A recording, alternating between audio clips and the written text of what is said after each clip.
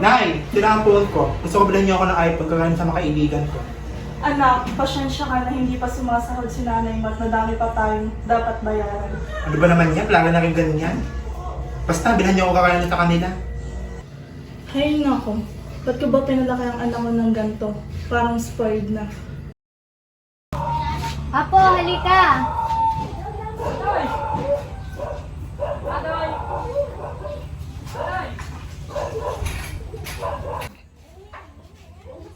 Diba gusto mong malaman ang pamumuhay namin noon? Apo, Lola.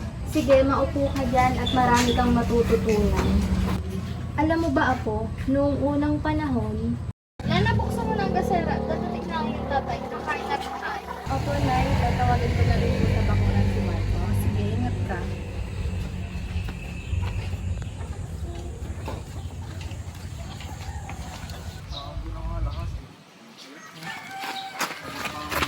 Mario, halika na. Tawag ka na ni nanay, kakain na tayo. Sige, tama na muna. Tinatawag na ako ni nanay kami kakain na.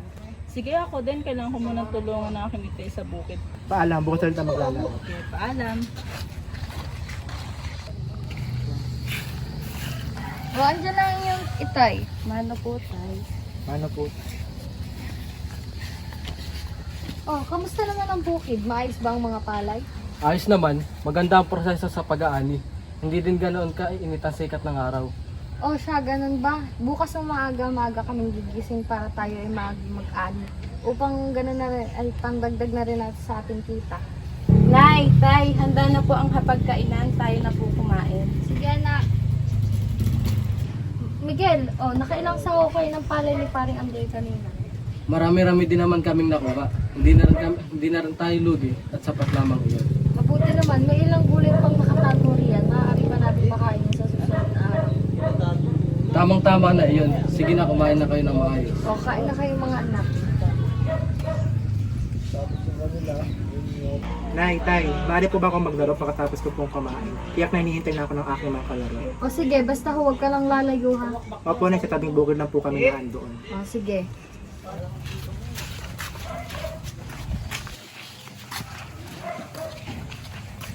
Alam niyo ba, ang saya ng ganitong pamumuhay. Nagagawa natin ang gusto natin gawin. Ano kayang mangyayari sa atin?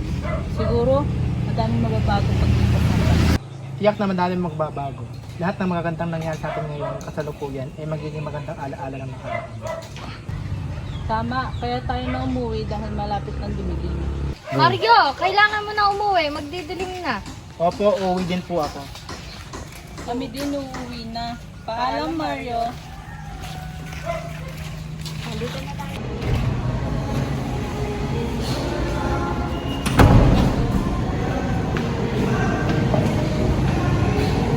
Good morning, ma'am. Good morning, please be seated. Okay, before I go into discussion, I will ask question first. Who among you has a knowledge about history? Yes, Mario. Ma'am, for me, history is the study of Philippines. Okay, very good. Another. Yes, Jordan. Ma'am, gusto ko ay isang alaala kung saan tayo maraming tututunan at dadalhin natin ito sa school. Very good. Okay, class. If I'm not mistaken, they said mag-advance reading tayo.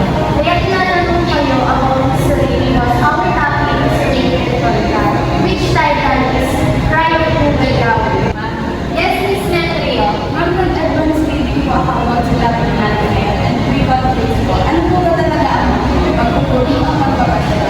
Okay, that's we are going to talk about in our class part. Okay, I have an activity, which is the class is divided into two groups. We will having a debate, and the question is, where the first, pagpupunit o pagpapasya? In my opinion, the first is pagpupunit and pagpapasya. Based on the second, hindi na supported that pagpupunit came first before pagpapasya. But some of them did not give this. Why did you say so? But some of them did not believe instead pagpupunit. Haman soon after Pasha had been taken in the same scene. I believe that pagkukunin perceived ba siya because there is evidence that proves that pagkukunin happened on August 23 while pagpapasyaan happened on August 23. Are you sure? How can you say that? Do you really have an exact fact or someone who can give evidence? You can say that I have evidence, right? Yes, I have. Fedora and Cecilia wrote the book Revolt Against the Masses of and that was based on the Venezuela's memoirs. We insisted that pagkukunin perceived ba siya. Okay, class, that's enough. All of you are great. The discussion will continue tomorrow, and it's already too late. Go back to your proper seat.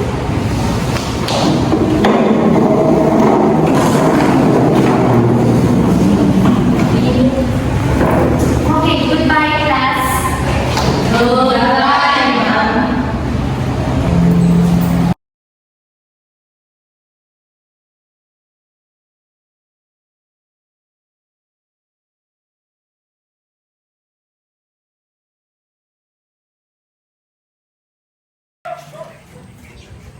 Alam mo, Apo, ang pagpapahalaga sa mga bagay ay magandang katangian. Sa panahon ng ating mga ninuno, ang pagpapahalaga at pagpapasalamat ay magandang katangian.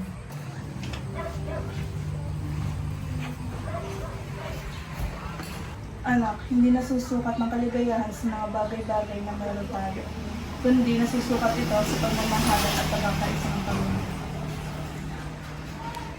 Ang pagtanggap ni Marco sa mga aral ng kanyang lola ay naipakita sa pamamagitan ng isang matanam na tinig na nagpapahiwatig ng bagong pag-unawa at pagpapahalaga.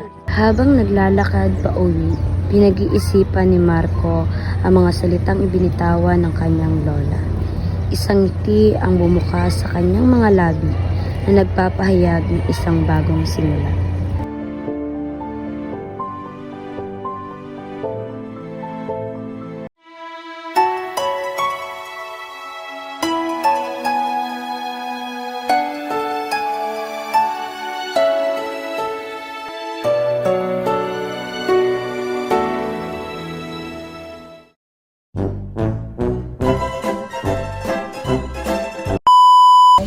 Ano po?